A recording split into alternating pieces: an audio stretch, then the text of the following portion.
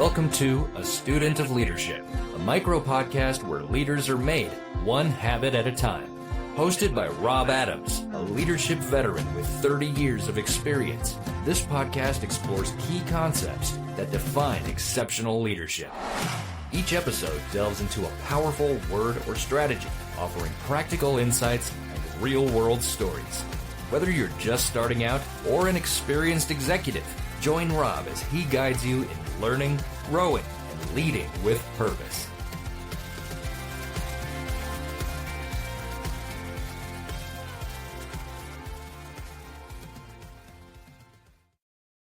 Hey everybody, welcome back to A Student of Leadership, powered by Unipro Food Service and our Leadership Development Program. I'm Robert Adams, your host of this micro podcast. And wherever you're joining from today, your warehouse before the day starts, your car between meetings, or maybe the one quiet corner you can find, I'm glad you're here. Let's take a breath together and settle in at the leadership table. This is where we grow through real stories, real habits, and real connection. Food brings people together. Leadership keeps them together. Real leaders, real growth, one table. Today, in episode 46, we're going to be talking about something every leader thinks about but rarely talks about honestly. It's energy, not time. You see, this is why great leaders protect their energy like a strategic asset. Time is equal, energy is not, and leadership isn't a time game. It's an energy game. Think about the days when you technically had time to lead well, but your energy was gone before you even started the day. That's not a scheduling issue. That's a capacity issue. There's a real story that illustrates this beautifully, and I'm going to share it with you today. A few years back, researchers studying high-performing medical teams found a surprising pattern. The teams that consistently delivered the best patient outcomes weren't the ones who worked the longest hours or ran the tightest schedules. They were the teams led by people who actively managed their emotional energy, both their own and their teams. In fact, one nurse leader said something simple but brilliant. My job isn't to make people faster, it's to help them stay steady. She understood that energy, not time, is what collapses under pressure. And here's what that means for all of us. Every interaction you have today, every decision, every conflict, every bit of feedback runs on the fuel inside of you.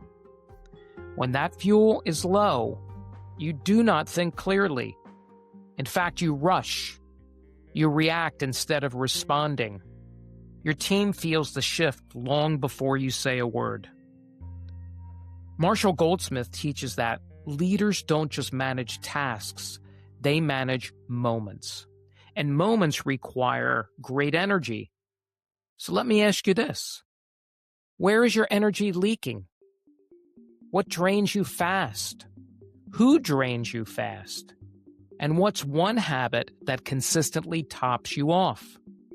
Now, let's get to the leadership challenge for this week. I want you to pick one habit, that's right, just one, that replenishes your energy and make it a non-negotiable for the entire week. That's right, 7 full days.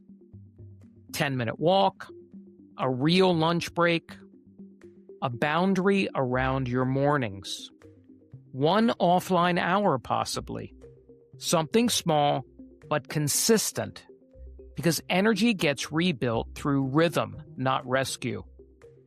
And if someone came to mind who needs this reminder today, share this episode 46 with them.